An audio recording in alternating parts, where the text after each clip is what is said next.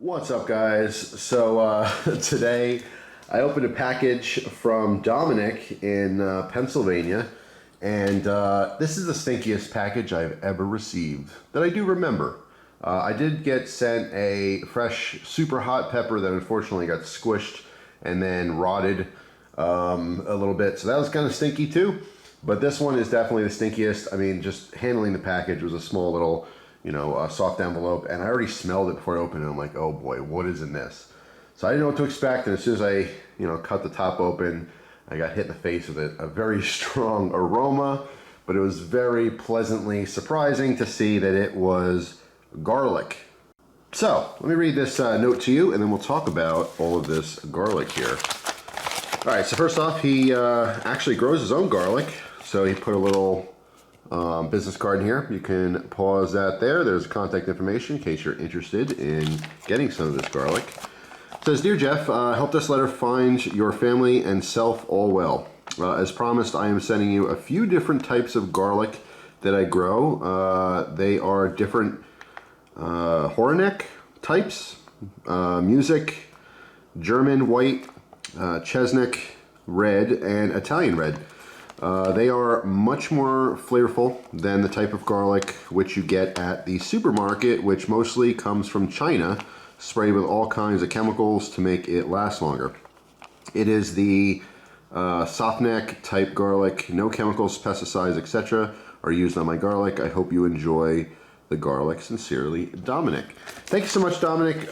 It's funny because I read this letter. I literally opened up, read the letter to Christina, and Christina said, yeah, she totally knew that like most of the grocery store garlic comes from China. I never heard that. I never knew that. That was kind of surprising to me. So the idea that you have heavily processed produce, especially these days, it's very different than, when our parents were going to the grocery store, and even if you're older now, when you were younger. Things just change, you know what I mean, with GMOs and pesticides and all that stuff. I was watching an interesting episode one time on YouTube about like tomatoes, and how when you eat a tomato today, it tastes absolutely nothing like a tomato did 100 years ago, 200 years ago. We'll never know what a tomato actually tasted like during these different times in history. George Washington bit into a big juicy tomato. You'll never have that experience because the varieties of tomatoes have changed so much, and of course, with modern technology and growing them bigger and fatter and heavier and juicier and flavorless. That's the problem, is we keep making fruit and vegetables big to make more money, but the bigger they get, you're just filling it with water, right? So it's just becoming flavorless in comparison to what it used to be. So this is really interesting. So there's 4 different varieties of garlic here. I didn't even know, I mean, obviously I knew there was different types of garlic, but I don't know anything, any specific details about it or anything. This one's German white. They do actually have slightly different smell. Like this one, this almost smells like sour cream onion dip.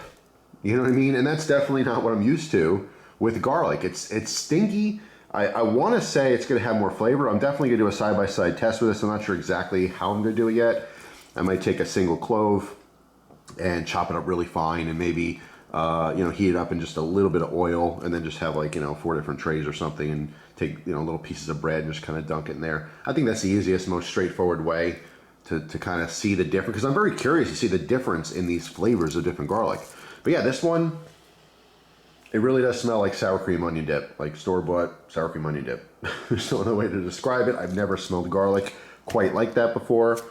Let's see, this one is the Chesnick red. I hope I'm pronouncing that right. C-H-E-S-N-O-K. Chesnock, something like that.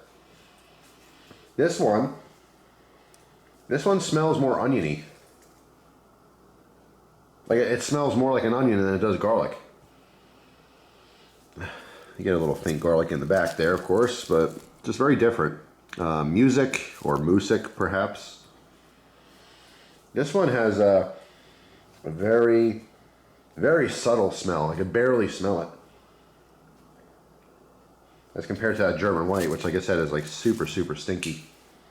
Yeah, this one, it's just a little bit of garlic. I mean, this is more, I wouldn't even say what I'm used to at the store, because the store smells stronger than this. but without cutting it open or anything, just smelling the outside of the bulb there, it just barely smells at all. And then Italian red here. Give that a sniff. Same thing. I mean, I'm getting nothing. This one, maybe I'm trying to smell too much, but I barely smell it. It's really not even there. Super, super fascinating. And all these are nice and firm. Nothing has, you know, spoiled or started to rot or anything like that. These are all very fresh cut garlic cloves or garlic bulbs. And like I said, this person's from Pennsylvania, so the shipping probably didn't take very long either. But yeah, I mean, I really appreciate that. I think that's really cool. I just kind of want to, I'm going to try this in the future. I don't know if I'm going to do a specific video on it or not. Maybe we'll see. I don't know. But I think it's fascinating. It's really fascinating. I learned something new today. I had no idea that most of the garlic at the store is from China. That's, you know, it makes sense. They have to pump it with all kinds of stuff. It's the garlic at the store is also super white, so I can't help but wonder if they go through some kind of bleaching process or something so that it looks nice and clean and fresh, you know, even though it's a process to make it look like that. But I do have to assume they use all kinds of stuff in order to keep that freshness for the shipping time. And, you know, once they get it, obviously it has to sit in the store for a few days too. So I don't know. I mean, if you work in produce for a living, let me know if you got some insider information about that kind of stuff. I know there's all kinds of things to the grocery store. Like, here's one tip I learned, which it freaks me out a little bit. But like, don't buy pre-made produce and stuff. So what I mean by that is, like, you know, they have like not that it's a huge deal, but like when they have those trays of fruit that's cut up, sometimes a grocery store trick, and I heard this from someone who worked at a grocery store for like 15 years, but they said, you know, sometimes we get rotten fruit and stuff. So what we do is we cut out the rotten parts, and then the parts that aren't rotten, that's what we're chopping up. And because we have to chop it up already, obviously we serve it together as one of those pre-made platters. Now, you'll probably never know, and it's not that big of a deal, but it's just one of those things, right? What was another one? Oh, the meat department. Someone who worked in the meat department at a grocery store told me once, don't buy like pre-made flavored burgers. You know, like they've been ground beef and it's starting to go a little bit brown or a little bit bad. Maybe it might be only be like a day or two old or something, but once it starts getting a little funky, that's when they'll like mix in cheddar cheese and other stuff, so you can't tell. They'll put in like a bunch of parsley, and you know, you'll be at the grocery store and you see the pre-made cheeseburgers, you know, with the flavors in it and all that kind of stuff. You know, same thing with pre-marinated. Oh, we have pre-marinated chicken. Ugh. It's probably some of the older stuff that looks funky, so that's what they do. They hide it with other ways. And by the way, they sell it for more money because there's more stuff going on. They had to do another process, right? Now, unfortunately, at least where I live, a lot of the older people are buying stuff like that. It's like dudes whose wives passed away. They're in their 70s. You know, they don't want to cook a bunch, so it's just easy to buy those type pre-made things or stuff that's just ready to just throw in a pan, cook it, or throw in the oven, and it's all prepared for you. You know, it's a convenience. And again, where I live, a lot of the elderly use or buy a lot of that convenience type food, if that makes sense. But yeah, I mean, it doesn't mean the food's bad or anything or you're gonna get sick. It just means that that's what they do sometimes. Now, not all grocery stores do that, but I'm sure that's a common theme.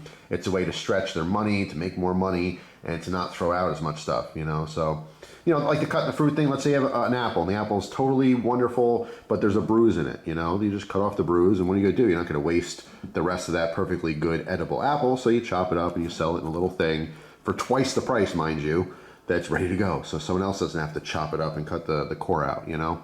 Just one of those things, but, you know, I'd stay clear of it just in case. So anyway, nothing to do with garlic though. Really, really fascinating. Let me know in the comment section if you guys grow your own garlic. I've always heard that. People say, like, grow your own garlic. It's just really easy to grow. Potatoes. People tell me all the time, too, potatoes. Grow potatoes. They're so easy. Yeah, I mean, potatoes aren't very expensive to buy, but I totally agree. You should grow all your produce if you have the availability to do so. The older I get, and just as times are changing, when I go in the grocery section, I look at the produce section, I'm just underwhelmed. Everything is just way more expensive than it used to be. Nothing has like that much flavor. The selection is just not very good most of the time. I mean, my particular grocery stores are not good with either switching things out or they're just not storing them properly. You know, sometimes I'll be able to tell if, and it's usually after the fact, not when I'm buying it, but okay, I'm eating it.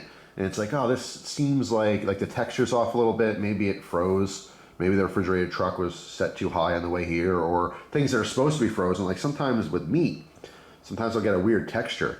And I'm thinking like, well, maybe it froze. It wasn't supposed to freeze, but then it was defrosted for whatever process it was, from being an animal to, you know, being packaged at the grocery store. It's not handled properly sometimes. You know, the idea kind of freaks me out a little bit. Obviously, you don't want to eat tainted food and get stomach aches and diarrhea and all the rest of the stuff that, you know, you get with different type of, bad food experiences.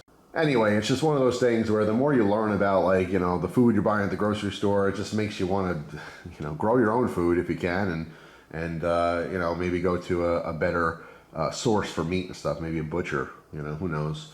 But it's not always, it's not always the most practical thing. I still obviously shop at grocery stores, but I'm a little bit more nitpicky. When I'm looking at things, I'm looking at the meat, I'm scrutinizing a little bit more, whereas maybe 5-10 years ago, I just grabbed it and assumed that they had my best interests at heart, and they clearly don't. You know, unfortunately, a lot of things in this life come down to money. Money, money, money, right? That's what it all is about. You know that song, The Hokey Pokey? Well, it's not the hokey pokey, it's money. That's what it's all about, unfortunately. But anyway, that is depressing, and we're not depressing in this video. We're actually very positive and happy and excited to try some new garlic. So yeah, let me know your experience with the garlic. If you grow it, is there a certain type of garlic that you prefer? You know, maybe give me some heads up on some, if you are, more knowledgeable about this stuff than I am. You know, let me know. I'm going to go to his website. Is it on here? It is, wildernessmountaingarlic.com. I'm going to go check that out. I'm going to read about these because I'm sure there's some kind of flavor profiles, you know what I mean? But it'd be interesting. I'm assuming homegrown stuff like this, it really is just more flavorful, you know. I have to check out the prices. It's probably, I'm assuming it's going to be more expensive than store-bought garlic, but I don't really know offhand. I didn't look at anything yet. I literally just opened this package. But anyway, that is all. If you have some garlic stories, here's your time to share them in the comment section, but more so, I'd love to learn more about it. So if you guys know specifics about some of these types of garlic, let me know. Shed some light on the subject. So thanks for watching. Hope you guys have a fantastic day, and I will see you tomorrow with a brand new video. Take care.